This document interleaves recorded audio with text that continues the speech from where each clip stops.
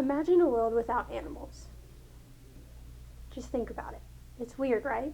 I mean, imagine if you had a pet, or even if you didn't have a pet, you would no longer be able to drive down the street and see cows or horses or anything else, seeing as we live in Texas, and that's one of the main things we see when just driving through to go home or driving to get somewhere else.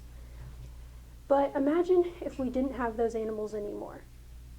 Now, I'm not saying imagine we didn't have just the animals that you see driving down the street. I'm saying any animals in general. So think about it. What do animals actually do for us? Well, for some, it's a food source, and for others, it's a need that they need. It's something that they need. Think about it. Service animals, right? A lot of people have service animals. So they need these service animals for all different reasons. So I'm going to talk about the need for animals, specifically for service animals and just what service animals provide, in three main points. First, the benefit. Second, the plan, and why we should carry out my plan. First, let's talk about the benefits.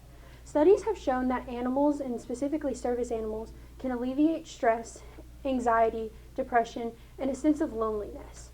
Now, specifically, a 2016 study showed that service animals specifically provided their owners with not only the care that they were servicing, but also just social isolation. They helped solve that problem. Now, I'm not saying that only service animals can do this, but studies have also shown just animals specifically can help provide this. So a lot of people benefit from not only service animals, because right now studies have shown that 500,000 people have service animals and use them for all different purposes. And also that people in general just have pets. Like a lot of people in the world and a lot of people in the United States have pets. So my plan is to have specifically a shelter where people can go and be with animals. Because if studies have shown that animals can help alleviate stress, then wouldn't you want to have a place that if you were feeling stressed from school or for work or just life in general, you could go and just pet an animal for hours and hours upon end, and it would help alleviate the stress and everything else that you're facing.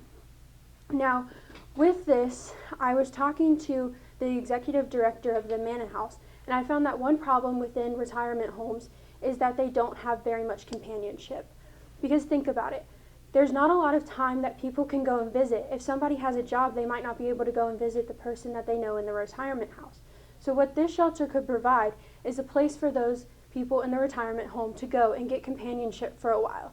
Now, this could mean that that shelter is specifically only open for that retirement home for that day, or just that the people from the retirement home could go and just have a sense of companionship with those dogs. Now, this would also include that these dogs would not be able to be adopted, and or any other animals of a nice nature would not be able to be adopted from the shelter, just so that if someone has made a bond with one of these animals, you wouldn't have to worry about going one day and then all of a sudden just being gone and out of nowhere. Now, that's my plan. Let's talk about the benefits of this plan and why we should do this. We should do this because a lot of people are facing social isolation, depression, anxiety within the world. Now, if we can do something to stop this with something as simple as making a shelter that has animals, then why wouldn't we? I mean, think about it. If you had someone who was in a retirement home or just someone you knew was lacking companionship, and the easy solution would just be driving somewhere that had animals, then why wouldn't we do this? So if you think it's a problem like I do, then you should help me make this into a reality. Awesome.